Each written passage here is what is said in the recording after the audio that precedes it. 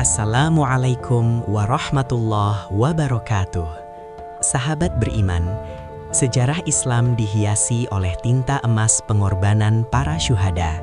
Hari ini, kita akan merenungi kisah seorang pahlawan yang cintanya kepada Allah Subhanahu wa Ta'ala dan Rasul-Nya melampaui batas raga. Inilah kisah Ja'far bin Abi Thalib, sang pemilik sayap di surga. Pada tahun ke-8 Hijriah, pecahlah Perang Mu'tah. 3.000 pejuang Muslim berhadapan dengan 200.000 pasukan Romawi. Rasulullah Shallallahu Alaihi Wasallam telah menunjuk 3 panglima, Zaid bin Harithah, Ja'far bin Abi Thalib, dan Abdullah bin Rawawah. Sebuah ujian keimanan yang amat dahsyat bagi para pembela kebenaran. Ketika Zaid bin Harithah gugur sebagai syahid, panji kepemimpinan segera disambar oleh Ja'far bin Abi Thalib. Beliau adalah sepupu Rasulullah Shallallahu Alaihi Wasallam yang wajah dan akhlaknya sangat menyerupai sang nabi.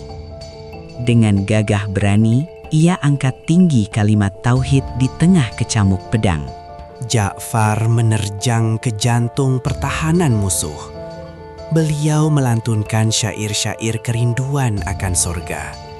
Baginya, kematian di jalan Allah Subhanahu wa Ta'ala adalah pintu menuju pertemuan yang indah. Ia bertarung bukan untuk dunia, melainkan untuk kemuliaan agama yang ia cintai. Seketika, sebilah pedang musuh menebas lengan kanannya hingga terputus. Namun, apakah ia menyerah? Tidak. Dengan sigap, Ja'far menangkap panji Islam dengan tangan kirinya. Ia tidak membiarkan simbol kemuliaan ini jatuh ke tanah, meski raga mulai terkoyak. Tak lama kemudian, lengan kirinya pun ditebas hingga putus. Dalam kondisi tanpa kedua tangan, Ja'far bin Abi Thalib memeluk panji itu dengan kedua pangkal lengannya ke dadanya. Allahu Akbar. Inilah bukti nyata dari firman Allah dalam surah Al-Ahzab. Di antara orang-orang mukmin itu, ada orang-orang yang menepati apa yang telah mereka janjikan kepada Allah. Hingga akhirnya, tubuh mulia itu jatuh tersungkur setelah menerima puluhan luka tusukan. Ja'far bin Abi Thalib wafat sebagai syahid. Beliau meninggalkan dunia yang fana ini dengan kemuliaan yang tak tertandingi, menepati janjinya kepada Allah Subhanahu wa Ta'ala dan Rasul-Nya.